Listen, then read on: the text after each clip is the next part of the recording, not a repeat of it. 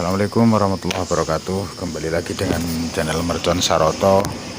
Kami akan mencoba mengulas yang namanya makanan hati. Sini ada dua makanan hati menurut Imam Al-Ghazali. Jadi menurut Imam Al-Ghazali, makanan hati itu ada dua.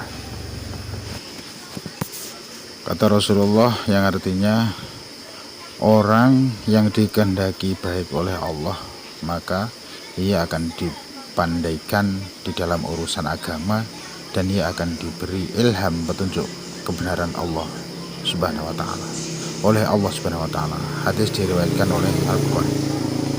Itulah sabda baginda Muhammad SAW dalam menjelaskan betapa ilmu agama penting bagi kehidupan manusia.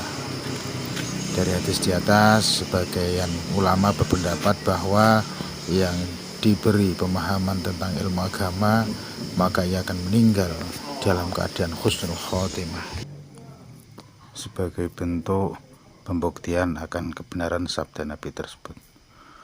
Pengaruh ilmu agama dalam kehidupan manusia tak ubahnya seperti pengaruh makan dan minum bagi mereka. Imam Al-Ghazali di dalam kitab Ihya Ulumuddin menyampaikan betapa pentingnya ilmu bagi hati seorang manusia.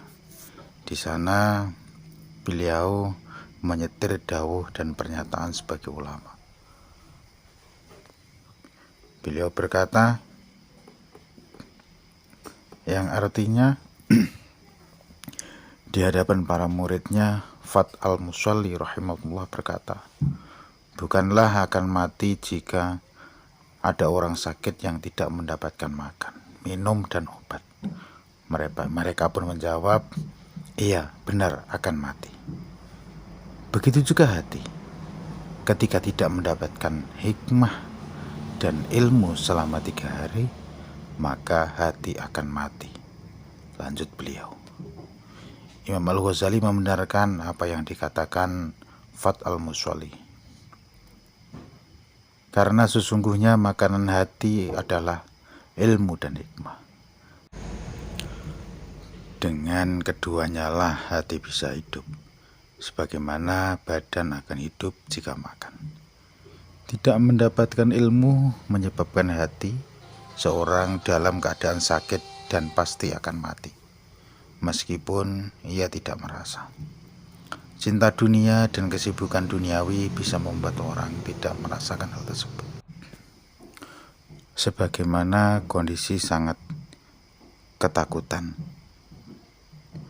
akan bisa menghilangkan sakitnya luka yang berat. Kemudian ketika kematian telah melenyapkan urusan-urusan duniawi dari dirinya, maka baru dia merasakan bahwa dirinya dalam keadaan rusak dan baru dia sangat menyesal. Penyesalan pasca kematian ini tentu tidak ada gunanya lagi. Sama seperti orang yang sudah aman dari ketakutannya atau orang yang sudah sadar dari mabuknya. Ia baru merasakan luka-luka yang ia alami saat mabuk atau saat ketakutan. Maka kita berlindung pada Allah Subhanahu wa taala dari hari terbukanya tirai semua amal. Karena sesungguhnya manusia masih dalam keadaan tertidur. Ketika meninggal dunia, maka mereka baru terbangun dari tidurnya. Imam Muhammad Al-Ghazali Ihya Ulumuddin. Terdapat berbagai pemahaman di kalangan para ulama terkait dengan maksud dan kata al-hikmah yang tercantum di dalam Al-Quran.